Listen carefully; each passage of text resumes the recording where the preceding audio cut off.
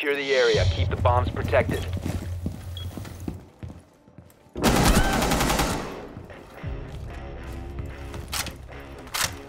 When we started to work on the Australian map, we were really looking for colors, sun, etc. To define a location, it's always a mix between different parameters. Where the game is known, where we never been before. We want to represent the world. We don't want to be present only on Europe or US. We want to represent the entire world. You want to feel like you're still in the world, but you're in exotic locations, and we want to celebrate those locations. So the Outback was our chance to say, hey, let's make it super vibrant. You're in the Outback, so bring all of these cool things that you would find in a place like our map and make it sing. Have contrast in a game is important. It's important also for gameplay, you know, it's also a matter of recognize easily place, etc. We wanted to make sure that you realized where you were at any given time. The shark, the bull, there's 3 different sections to the map, each color-coded.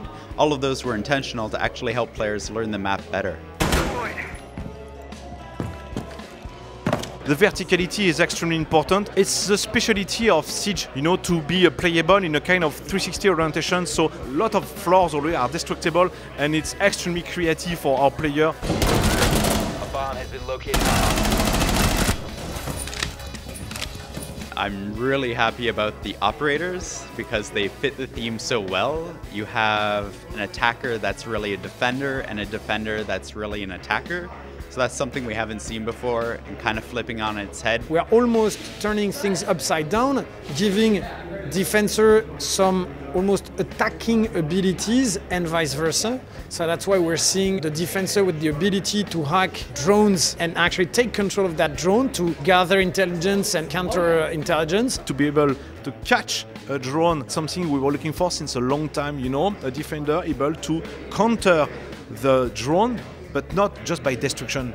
Shot a drone head on, it's out. Hopefully, when players see somebody like Mozzie, they'll start thinking about, okay, I have to use my drones in a smart way now. And when they see somebody like Gridlock, they have to start thinking, okay, I can't just roam around like I used to. Pushing players a little bit outside of their comfort zone is really something we want to do. It's absolutely adamant for the game and important for the game. We have done some playtesting, whether it's with the pros and other categories.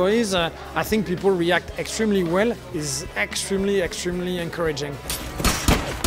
We're changing the way that we're actually making the game now. Instead of larger teams that are responsible for multiple features, we're breaking them down into core aspects. So we have the player behavior cell, another cell like the map reworks, dedicating people there so that they can balance the maps. We have the character balance cell as well. To have a focus on a certain topic was essential so that we could keep on making changes at an accelerated rate. So by taking some people from all of the different jobs and functions, creating those teams and having them tackle specific topics, we are unleashing the creative potential and problem-solving potential of all of our floor.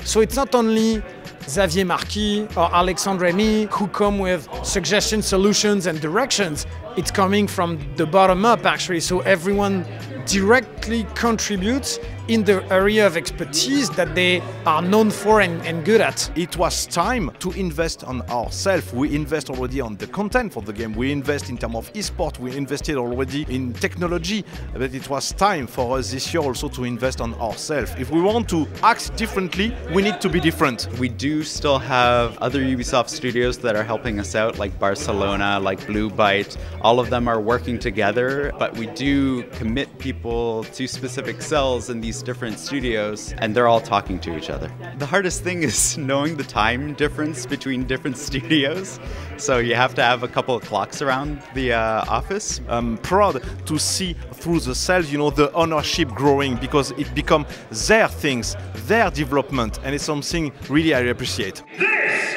is your Six Invitational!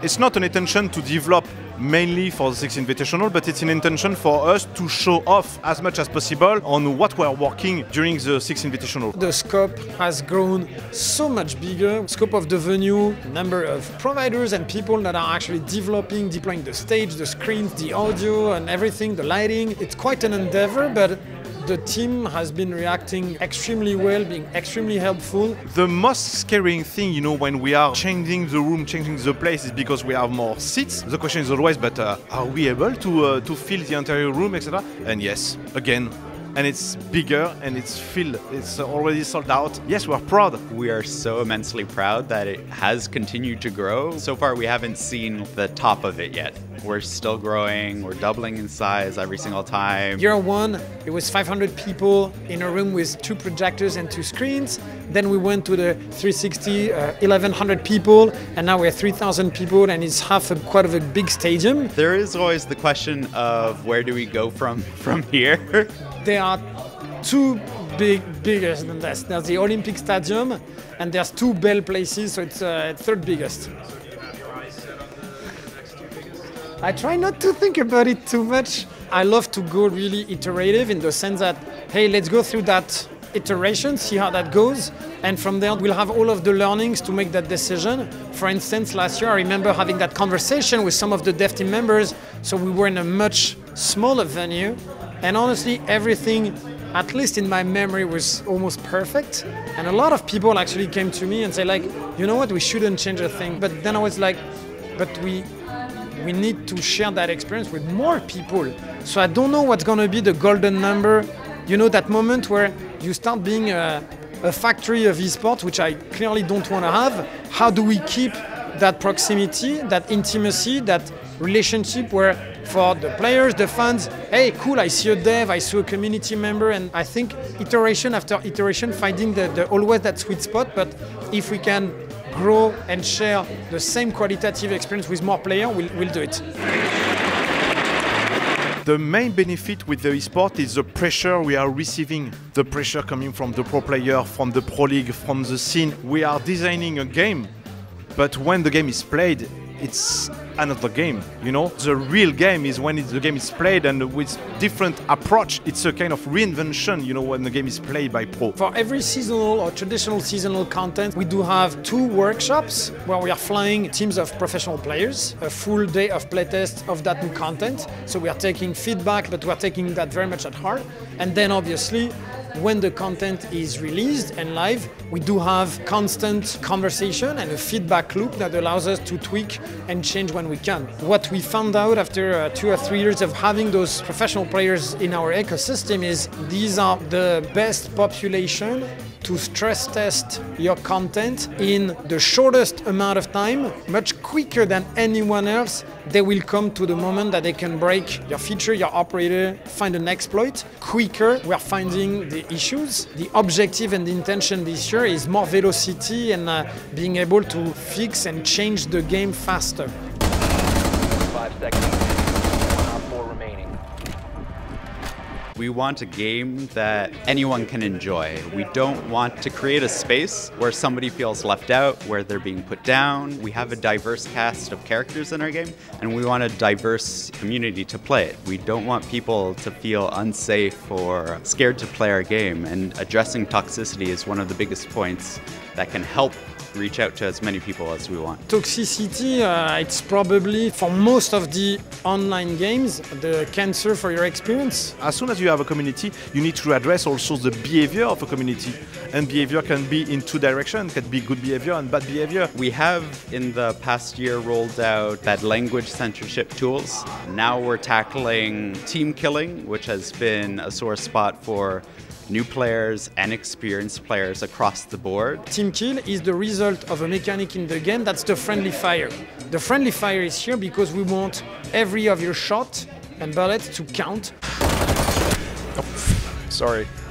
But when exploited in the wrong way, you have team kill, that's really a problem. One of your teammates actually kills you on purpose, and then it's almost a cascade effect of negative behavior. So the first step of implementing this is the reverse friendly fire. So if you accidentally kill someone, you'll be sanctioned and any damage you do will be reversed onto you. We're looking at other tools like the forgive system to accompany the reverse friendly fire as well. I think overall you're already making a massive positive impact in the player experience. Op 4 eliminated. Mission successful. Last question. When does the Battle Royale mode come out? Battle Royale? Yeah, because Battle Royale is so great now. Oh no, oh, please. I had already this question. No. We don't want to do a Battle Royale. Battle Royale, all of the Battle Royale genre does a very nice job, but it's not Siege, you know. We have our own equation. We are extremely proud about what Siege is about, and I think a community signed for such kind of approach because they like it, and we want to stay on this direction.